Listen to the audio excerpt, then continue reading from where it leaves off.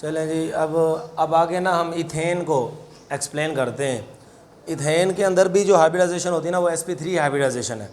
तो इथेन को एग्जांपल लेके हम चलेंगे आगे, उसको भी सेम तरीके से हमने एक्सप्लेन करना है। तो पहले हमने मीथेन लिया, अभी अब हम इथेन की बात करते हैं।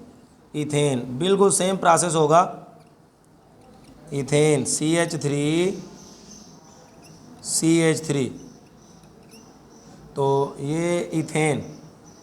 अब सिंपल तरीकाकार है, सेम प्रोसेस है। sp3 हाइब्रिडाइजेशन होती है इसके अंदर भी।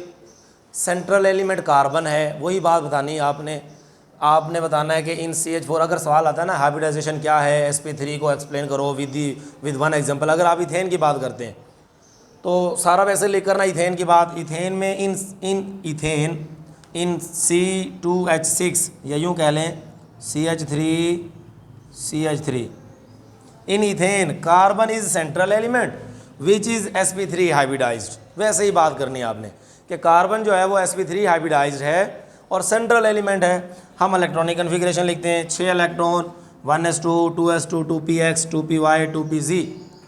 अब एक इलेक्ट्रॉन यहाँ पर चला जाएगा एक्साइटेड स्टेट में, z ऑर्बिटल के अंदर आ गया, ये एक्साइटेड स्टेट है। अब एक्साइटेड स्टेट के बाद हम लिखते हैं हाइब्रिडाइज्ड स्टेट। जो हाफ फील्ड ऑर्बिटल होते हैं वो ओवरलैपिंग करते हैं, ओवरलैपिंग करने के बाद हाइब्रिडाइज्ड ऑर्बिटल बनाते हैं। तो ये हाइब्रिडाइज्ड ऑर्बिटल 4 ही बने, 4 ऑर्बिटल मिले, 4 ही बने। अब डिफरेंट शेप के थे, एनर्जी डिफरेंट थी, लेकिन जो बनेंगे नए वो सेम एनर्जी होगी उनकी और सेम ही शेप होगी, ठीक है। तो जो कार्बन होता है वो कुछ इस तरह की शक्ल इख्तियार कर लेता है। देखो ये वाला जो सेंट्रल एलिमेंट है कार्बन, टेट्राहेड्रल शेप,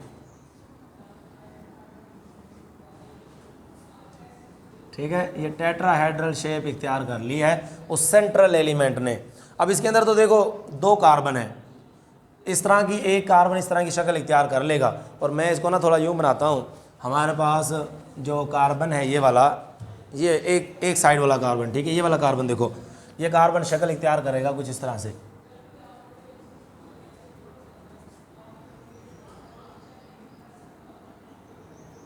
मैं इसको थोड़ा सही बना लूँ। देखो ये एक 2 और ये 3। इसी तरह दूसरा कार्बन ये आ गया 1 2 और ये 3। अब आप कह रहे होंगे सर वो तो शक्ल और तरह की थी, ये शक्ल, ये भी शक्ल वैसे ही है। इसके अंदर ऑर्बिटल यूं ही है, ये वाले 3 मुख्तलिफ इस तरह से, और एक ऑर्बिटल ऊपर की तरफ होता है, ठीक है, यहाँ पे ऐसे। तो ये 4 ऑर्बिटल इस तरह से जुड़े हुए होते हैं। अब ये भी सेम प्रोसेस है। देखो ये 3 यूं वाले हो गए और एक ऑर्बिटल ये ऊपर वाला हो गया, बस उसको थोड़ा सा हमने उसको डायरेक्शन उसकी रोटेट करके बनाया हुआ है। तो ये भी sp3 कार्बन, ये वाला कार्बन भी sp3। बाकी अब इसके अंदर 3 हाइड्रोजन इस कार्बन के साथ जुड़े हुए हैं, 3 कार्बन इस हाइड्रोजन के साथ जुड़े हुए हैं। तो हम ये लिखेंगे कि carbon hydrogen has only 1 electron, hydrogen has only 1 electron, उसका सिर्फ एक ही इलेक्ट्रॉन है। Electron the electronic configuration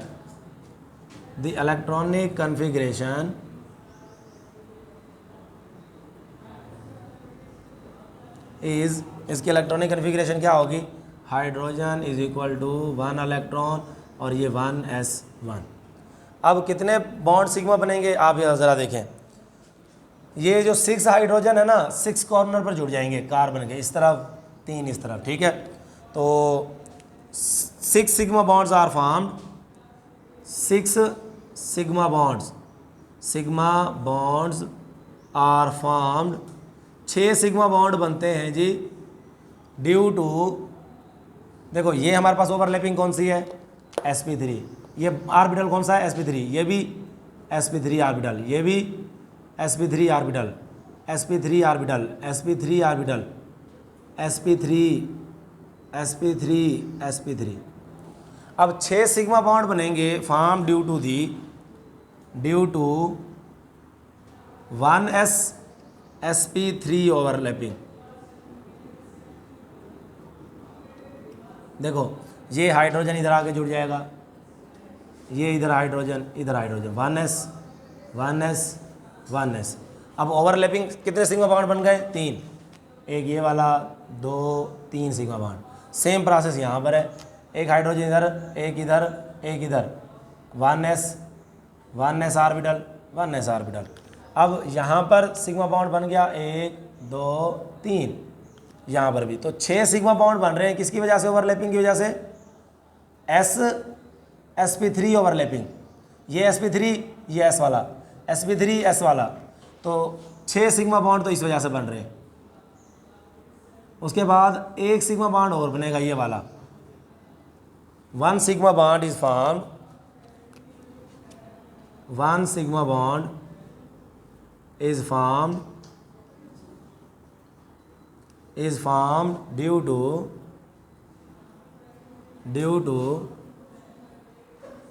sp3 overlapping. समझ आ गई बात? sp3 और sp3 ओवरलैपिंग से एक सिग्मा बॉन्ड यहाँ पर बनेगा। टोटल सिग्मा बॉन्ड कितने हो गए? Total 7 sigma bonds are formed, 7 sigma bonds are formed. Total 7 sigma bond बनते हैं, जिनमें से एक सिग्मा बॉन्ड जो है ना sp3 की वजह से बन रहा है, और बाकी 6 किसकी वजह से बन रहे हैं? sp3 ओवरलैपिंग की वजह से। तो हम यहाँ पर लास्ट में भी लिख देते हैं जी, हमारे पास जो शेप है इसकी टेट्राहेड्रल, सेंट्रल एलिमेंट की शेप टेट्राहेड्रल शेप, और इसमें bond angle 109.5 degree. Total bonds वो कितने हैं? 7, और 7 के 7 क्या हैं? सिग्मा बॉन्ड्स हैं। तो ये एक और एग्जांपल के ज़रिए हमने ना sp3 हाइब्रिडाइजेशन को एक्सप्लेन किया है। आपसे एक एग्जांपल पूछेगा कि उस एग्जांपल के ज़रिए ना आपने sp3 हाइब्रिडाइजेशन को एक्सप्लेन कर लिया। इसको भी नोट कर लें, इंशाल्लाह भी नेक्स्ट वीडियोज़ में हम ना लेक्चर्स में इसको sp2 sp को हाइब्रिडाइजेशन को एक्सप्लेन करेंगे। ठीक है, शाबाश, इसको नोट कर लें।